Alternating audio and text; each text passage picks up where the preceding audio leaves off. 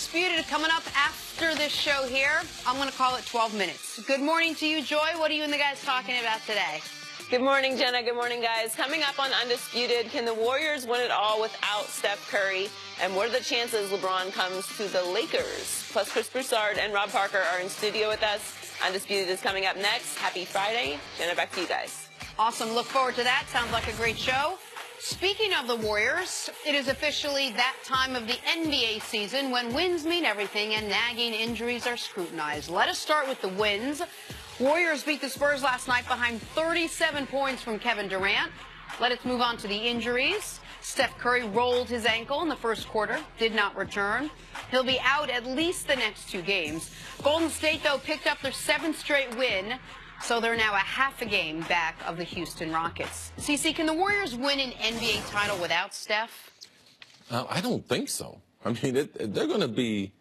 This is out of the last 4 years. I believe this will be the most competitive NBA playoffs that the Warriors have been involved in.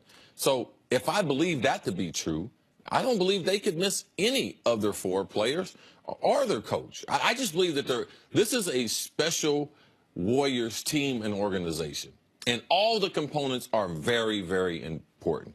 The play we talk about the least, I still believe, is important. I don't believe, forget Steph. I don't believe they can win an NBA championship this year without Clay. If Clay was out, I don't believe they're going to be strong enough defensively to win. If Draymond was out, they're not going to be good defensively enough, and it would drag another player off of their bench, which is a weak spot for the team. So let alone Kevin Durant or Steph Curry, I don't think they can miss any of these players. But I don't believe they're a championship caliber team. That's what makes them special, the variance for which they can score, the volume for which of shooters that they have. Right now, if there's 5 NBA shooters, the top 5, they have 3 of them. So any of those guys being out of the lineup, I believe would be critical for them reaching, which I believe is going to be the most strenuous test that they've had in winning their 2 previous championships. Listen, they are going to go into these playoffs the favorite. If Clay went down, they wouldn't be the favorite, but they would still have. I would bet they would have the 2nd best odds to win the title if Clay went down. Same with if Draymond went down. If Durant went down, they would drop even further, but they would still have a shot. I've seen this team win based on a lineup without Kevin Durant, based on a small lineup. CeCe, I know you're going to. They can't beat Cleveland, and let alone they can't beat potentially San Antonio with Kawhi. They can't beat Houston with those people not being in the lineup. Even though you've seen them, they can't beat LeBron without one of those guys. Well, they did, though. Now, LeBron's team, when they did it, LeBron did. Look at the bench that they had. And LeBron's team was injured that year, and they still took him 6. I get that. But my point is this. I wouldn't write them off. If any of those other 3 guys went down, I would change my expectations, but I wouldn't say they have no shot. If we found out Steph Curry were done for the year, I would say they have no shot to win the title. Not with the West as deep as it is this year, and not with what I think come around the NBA Finals will be a very good Cleveland team. Because the gravity Steph has on the defense, even when he does not have the basketball, the way he can keep his defender on him, so you can play 4-on-4 when he doesn't have the ball, when he's 35 feet away from the basket, is such an asset. It is why this year, with Steph Curry on the court, they outscored teams by nearly 15 points per 100 possessions. With Steph Curry not on the court, that drops to 6 points per 100 possessions. So, by the way, do that same thing with Durant, with and without Durant. It's the difference of beating Durant people. Doesn't hold the ball as much as Steph Curry. They're not relying on him to be a playmaker as much as Steph Curry. That's my point. That's my exact point. Okay, well, let's go over to the defensive side. How much better do they get when Steph leaves out of the lineup and they don't have an inadequate defender? Listen, and Kevin Durant, with those blocks and his rim protection and his length, how much would they miss with him on the defensive end? It's just a difference of opinion. I believe that Kevin Durant is more valuable to what they're doing, and there's a reason why. When Golden State had the best record in the NBA, there's a reason why people were texting Kevin Durant. All right? They already had Steph on the team, but they still were in pursuit, Draymond and others, of contacting Kevin Durant. Why? Because they realized, I'm not taking anything away from Steph, but Kevin Durant, he deserves a bunch of respect of what he does for that team defensively. Well, look, I understand for a 7-game series, you need both of these guys in. But over the course of the next 15 to 18 or however many games they have left, I think they've shown they have the ability now to turn it on and off because they don't need him, and they can rest him at least for as long as they need to until the season starts. In order to beat a Spurs team that is not at full strength right now, they needed a great performance by Kevin Durant, and they needed a great performance by Draymond Green, and they needed the Spurs to make some big mistakes down the stretch in order to win that game last night by 3 points. Why? Because Steph played 2 minutes, because Steph went out. But this is, by the way, this is part of doing business in the NBA. The Warriors have been so fortunate. Injury luck against them and against their opponents. They have had no significant injuries in the postseason over this 3-year run. Steph tweaks his knee 1 year, slipping on a wet spot, comes back in the next round, scores 17 points in overtime, declares, "I'm back." The only starter they've lost to where he couldn't play in the NBA Finals was Andrew Bogut for 2 games in the Finals in 2016. Their opponents, the first year they won the title, didn't face a starting point guard the whole run of it. Last year, their opponent, Nurkic, was out in the first round. Kawhi was out in the third round. In the second round, Utah was dealing with injuries. Like, this is one of the reasons, CC, going into the year, before we knew how good Houston would be, I was one of the few people saying we can't just put Golden State in the finals for a 4th straight year. Like, it is hard not only to make the finals 4 straight years, but to deal with 3 consecutive 100-game seasons. And Steph, the ankles hadn't flared up on him in a few years, but this is now the 4th time in 2 months that same right ankle has either been tweaked or sprained. That is a legitimate concern for them. Yeah, I believe because the team is so special, any of those guys out of the lineup would hurt their chances at winning.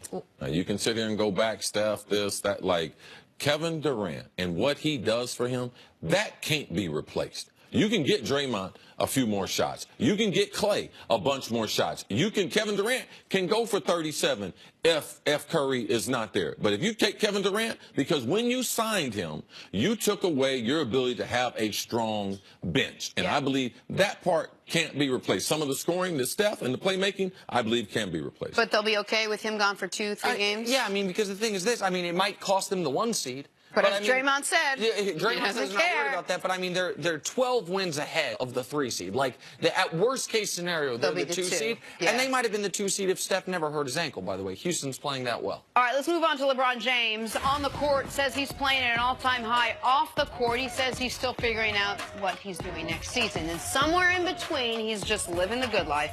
Reportedly, LeBron is considering his hometown Cavs, the Lakers, the Rockets out west, and the youthful 76ers as possible destinations for next season.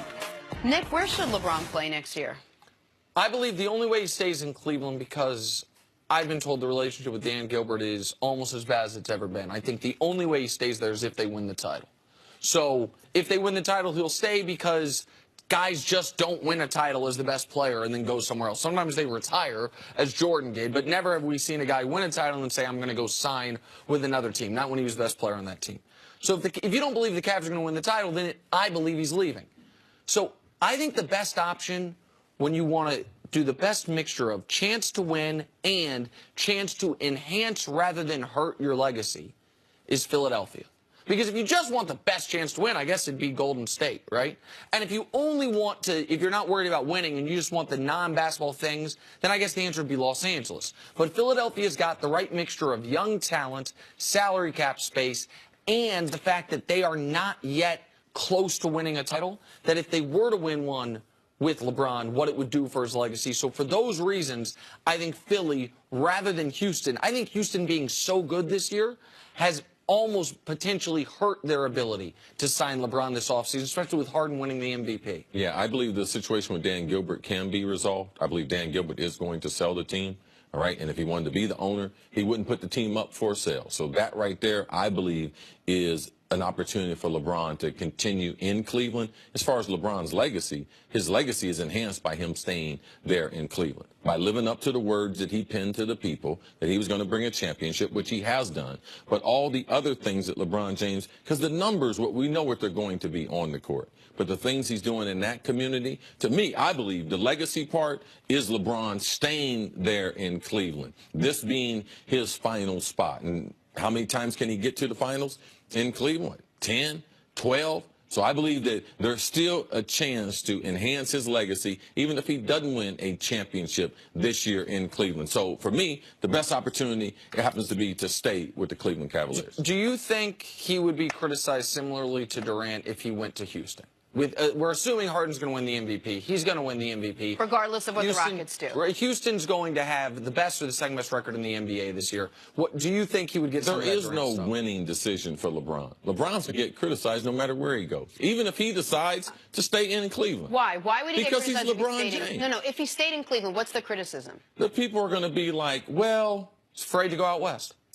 He knows the East is not as easy. It's a cakewalk. So he's staying in the Eastern Conference so he can compile all these numbers, because that's the only way he's going to be able to pass Michael Jordan is by the mass number of the mass numbers that he's throwing at him. Listen, I know Houston wants him. I know that one of his best friends in the world, Chris Paul, is there, and it would appear Chris Paul's going to stay there. And I think that would be a dynamic team of LeBron, Harden, and Chris Paul. And while they all need the basketball, Chris Paul and Harden shooting would complement LeBron so well. It would be the best trio he's ever been with, even better than the one Wade and Bosh the first or second year in Miami in my eyes. I just think the only way legacy-wise he can sign in Houston is if they flame out in the postseason. Like if they go from the 1 seed and they get knocked out prior to the conference finals. If the Rockets make the NBA finals and have the MVP in James Harden,